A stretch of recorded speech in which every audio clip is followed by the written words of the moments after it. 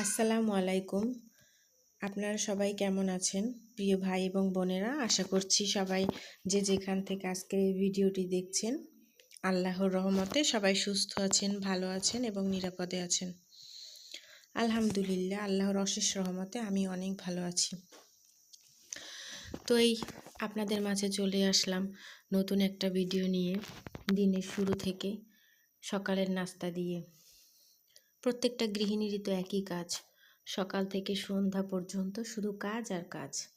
সকাল শুরু হয় সকালের নাস্তা দিয়ে, আর রাত শেষ হয় বিছানা গুছানো দিয়ে। বিছানা গুছিয়ে সবাইকে মশারিটা নিয়ে শুতে দেওয়া আর কি। তো একা একাই রুটি বেলছি আর ভাবছি সারাদিন আজকে কি করব না করব, কোন কাজগুলো আজকে শেষ করব, কোনগুলো আজকে শেষ করাই লাগবে, এসবই ভাবতে থাকি।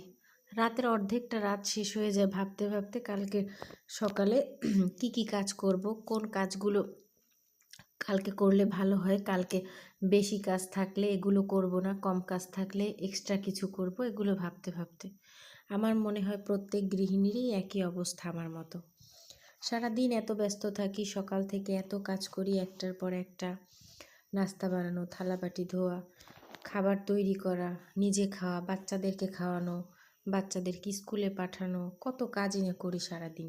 তারপর দিন শেষে শুনতে হয় সারাদিন কি এমন কাজ করি, থাকি থাকি তো ঘরে, কি এমন কাজ করি সারাদিন, বলেন তো তখন কেমন লাগে?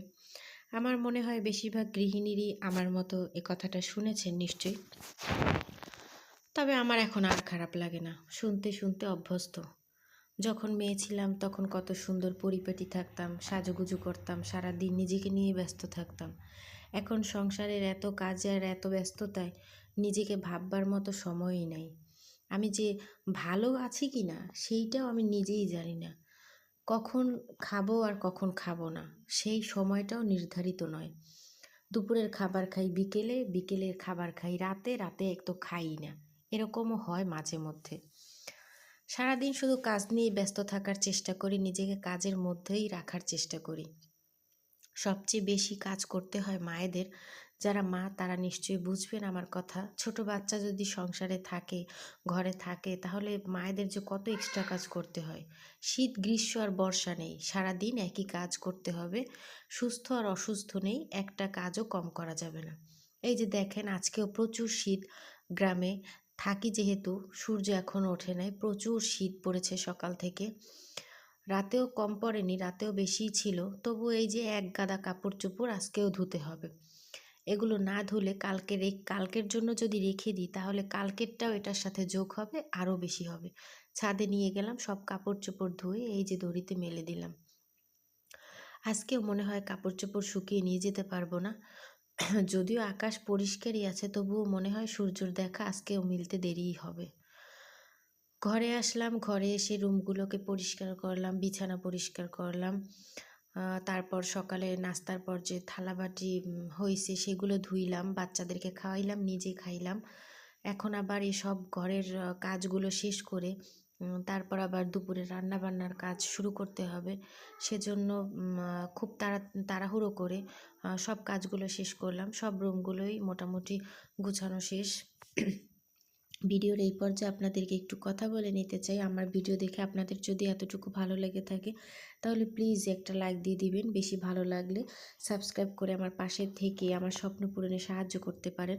ভিডিওতে দেখি অনেক দিন ধরে অনেক আপুরা তাদের শীতের শপিং শেয়ার করছে, তাই আমিও ভাবলাম আমি একটু শেয়ার করি। তবে শীতের শপিং বলতে অনেকটা কিছু না, হালকা পাতলা কিছু ওদের বাবা 2 ছেলের জন্য কিছু প্যান্ট আর কিছু গেঞ্জি এনেছে, সেটাই আপনাদেরকে দেখাচ্ছি। আমার 2 ছেলের জামা কাপড় আনলে একই রকম আনতে হবে, একই কালারের, একই রঙের, একই ডিজাইনের, শুধু সাইজ বড় এবং ছোট। কারণ আমার যে ছোট্ট বাচ্চাটা আছে, মানে আমার ছোট ছেলেটা, বড় ছেলের কোনো জামা কাপড়ই পরতে দেয় না। সে ওর ভাইয়েরটাই পরবে, ওর ভাইয়ারটাই ওর লাগবে, যত বড় সাইজই হোক না কেন ওর ভাইয়েরটাই লাগবে। সেজন্য একই রঙের আনতে হয়, না হলে ওর ভাইকেও পরতেই দেয় না, সব ও একাই পরে নেবে। আর এই নিয়ে সারাক্ষণ ঝামেলা বাঁধায় ঘরের মধ্যে। আজকে সারাদিন অনেক কাজ করলে এখন বড়ই ক্লান্ত লাগছে। এখন বেজে গেছে প্রায় 11:30 পৌনে 12টা। এখন আবার এই সব কাজগুলো করা হয়ে গেলে এখন রান্নার প্রস্তুতি নিতে হবে। রান্না করে খেতে খেতে সেই দুপুর গড়িয়ে বিকেল হবে, তারপরও কোনো প্রশংসা পাই না। সারাদিন কি কাজ করি ভিডিও তো দেখা সম্ভব না। আজকের ভিডিও এই পর্যন্ত। আল্লাহ হাফেজ।